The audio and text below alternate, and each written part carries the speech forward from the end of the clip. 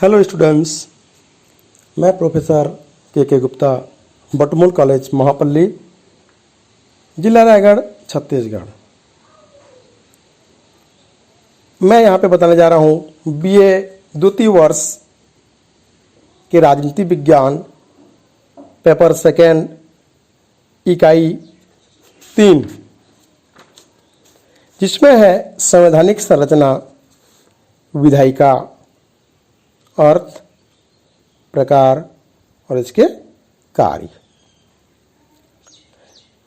इस संबंध में गिलक्राइस्ट महोदय ने कहा है कि शासन कार्य संचालन में व्यवस्थापिका संबंधी अधिकारी का भाग सर्वाधिक है और न्यायपालिका का कम से कम और कार्यपालिका इसका निष्कर्ष है। हम सब जानते हैं कि सरकार राज्य का प्रमुख तत्व होता है। सरकार के माध्यम से ही हम राज्य की इच्छाओं की अभिव्यक्ति जो होती है, परंतु स्वयं सरकार के 3 अंग होते हैं, या यह जो सरकार होती है वह 3 अंगों से मिलकर बनती है: व्यवस्थापिका, कार्यपालिका और न्यायपालिका। व्यवस्थापिका कानून बनाकर राज्य की इच्छा को प्रकट करती है और व्यवस्थापिका द्वारा बनाए गए कानून का क्रियान्वयन कार्यपालिका के द्वारा किया जाता है। और जो संवैधानिक रूप से व्यवस्थापिका द्वारा बनाए गए कानून को कार्यपालिका सही ढंग से संचालित कर रही है या उसका क्रियान्वयन गलत तरीके से हो रहा है, उसकी निगरानी न्यायपालिका के द्वारा किया जाता है। या व्यवस्थापिका के द्वारा गलत कानून निर्माण या असंवैधानिक कानून को वह अवैध घोषित कर सकती है। इस प्रकार वह व्यवस्थापिका व कार्यपालिका के अनुचित हस्तक्षेप से व्यक्तियों की रक्षा करती है। कौन? न्यायपालिका। विधायिका, जिसको व्यवस्थापिका या विधानमंडल भी कहा जाता है, सिद्धांत में सरकार के तीनों अंगों में व्यवस्थापिका सबसे महत्वपूर्ण अंग है। यही वह अंग है जो कानून बनाता है और जिन्हें कार्यपालिका लागू करती है, और न्यायपालिका इन्हीं कानूनों के आधार पर न्याय करती है। हालांकि व्यवस्थापिका की कुछ सीमाएं या कुछ सीमा तक कार्यपालिका या न्यायपालिका पर नियंत्रण भी रखती है। प्रजातंत्र चाहे संसदीय हो या अध्यक्षीय, इसमें व्यवस्थापिका का बहुत महत्व होता है। जैसे कि इस संबंध में गार्नर महोदय ने कहा है कि राज्य की इच्छा जिन अवयवों द्वारा प्रकट होती है उनमें व्यवस्थापिका सभा का स्थान निसंदेह सर्वोच्च होता है। आइए देखते हैं व्यवस्थापिका के प्रकार। शक्तियों व कार्यों की दृष्टि से विश्व की जितने भी व्यवस्थापिका सभाएं हैं उनको हम 2 भागों में बांट सकते हैं। पहला, प्रभुत्व संपन्न व्यवस्थापिका यानी कि शक्तिशाली व्यवस्थापिका। दूसरा, प्रभुत्वहीन व्यवस्थापिका यानी शक्तिहीन व्यवस्थापिका। पहली श्रेणी की जो व्यवस्थापिका है, प्रभुत्व संपन्न व्यवस्थापिका, ब्रिटिश संसद की व्यवस्थापिका इसमें आती है, जिसकी शक्तियां वैधानिक रूप से असीमित है। ब्रिटेन में संसद की सर्वोच्चता होती है, जिसका अर्थ हम कह सकते हैं कि ब्रिटिश संसद प्रत्येक विषय पर कानून बना सकती है। ब्रिटिश संसद पुराने कानूनों को संशोधित कर सकती है और संविधान में कोई भी संशोधन कर सकती है। संसद द्वारा पारित कानून को ब्रिटेन का कोई भी न्यायालय अवैध घोषित नहीं कर सकता, यानी कि ब्रिटेन में न्यायिक पुनरावलोकन का सिद्धांत नहीं है। दूसरे प्रकार की प्रभुत्वहीन व्यवस्थापिका, इस श्रेणी में की व्यवस्थापिका का उदाहरण हम अमेरिकन कांग्रेस को कह सकते हैं। कांग्रेस मतलब वहाँ का संसद। अमेरिकी संसद को अपन कांग्रेस कहते हैं। कांग्रेस केवल उन्हीं विषयों पर कानून बना सकती है जो संविधान द्वारा उसे दिए गए हैं। अमेरिका में संघात्मक शासन होने के कारण राज्य सरकारों के कानून बनाने की विषय सुरक्षित है। दूसरे शब्दों में हम कह सकते हैं कि अमेरिका में न्यायिक पुनरावलोकन की व्यवस्था है, जिसका अर्थ यह है कि वहाँ न्यायपालिका व्यवस्थापिका द्वारा बनाए गए कानूनों को अवैध घोषित कर संविधान का अगर अतिक्रमण करते हैं तो उसको अवैध घोषित कर सकती है। भारतीय संसद की स्थिति भी कुछ ऐसी ही है। भारत में भी लोकसभा या राज्यसभा के द्वारा या व्यवस्थापिका के द्वारा बनाए गए कानून अगर असंवैधानिक होती है तो उसको न्यायपालिका द्वारा अवैध घोषित किया जा सकता है। आइए देखते हैं व्यवस्थापिका के कार्य।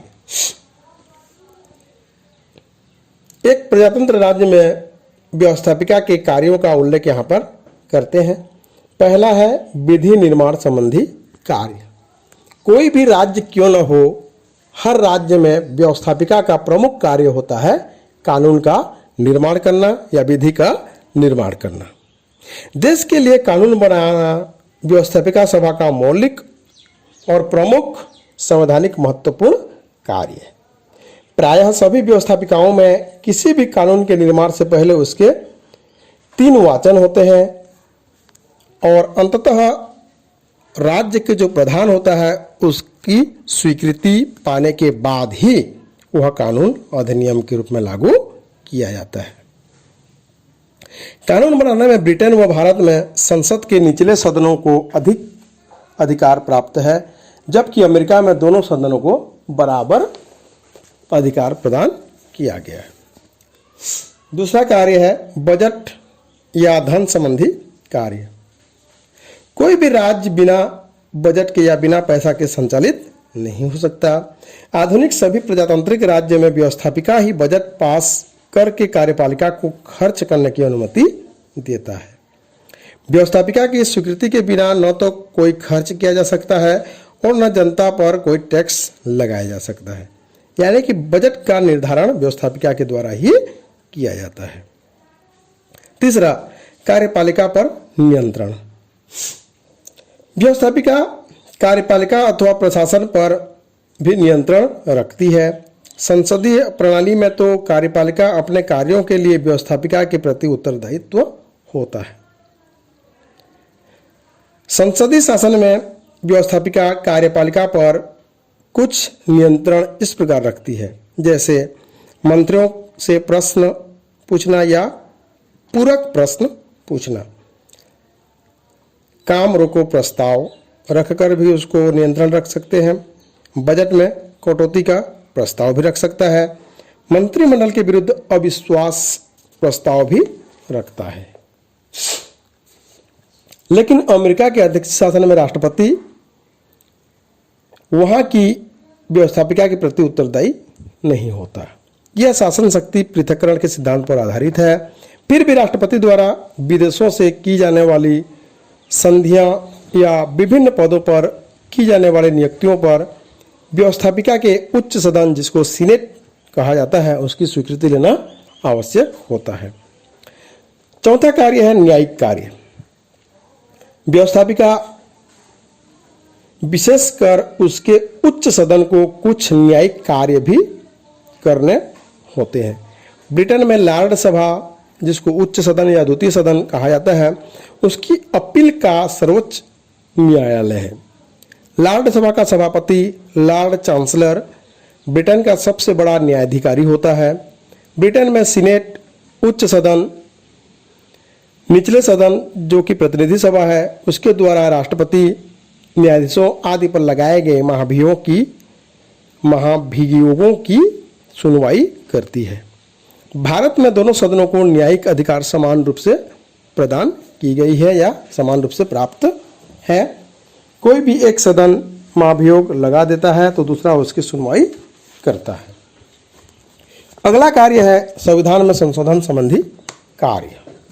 व्यवस्थापिका को अपने देश के संविधान में संशोधन करने का भी अधिकार होता है। ब्रिटेन का संविधान लचीला है। ब्रिटेन में संसद साधारण कानून बनाने की विधि से ही संविधान में संशोधन कर सकती है, परंतु अमेरिका में संविधान कठोर है, उसमें संशोधन के लिए विशेष प्रक्रिया अपनाई जाती है। भारत में संविधान लचीला व कठोर दोनों है, या यूँ कह सकते हैं कि न तो लचीला है और न ही कठोर है। कुछ अनुच्छेद में ब्रिटेन की तरह साधारण बहुमत से, कुछ में संसद के दोनों सदनों के 2/3 बहुमत से और कुछ अनुच्छेद में 2/3 बहुमत के साथ कम से कम आधे राज्यों की विधानमंडलों की स्वीकृति आवश्यक होती है, तभी उसमें संशोधन हो सकता है। अगला कार्य निर्वाचन संबंधी कार्य। कुछ राज्यों में व्यवस्थापिका निर्वाचन संबंधी कार्य भी करती है।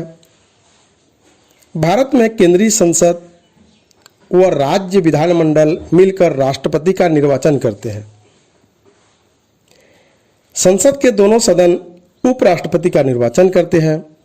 वैसे ही स्विट्जरलैंड में व्यवस्थापिका मंत्रिपरिषद के सदस्यों और न्यायाधीशों का निर्वाचन करती है। रूस में भी इसी प्रकार के द्वारा ही वहाँ पर निर्वाचन किया जाता है। अगला कार्य विचारात्मक कार्य। किसी भी राज्य में व्यवस्थापिका का सबसे महत्वपूर्ण कार्य जनमत की अभिव्यक्ति करना है।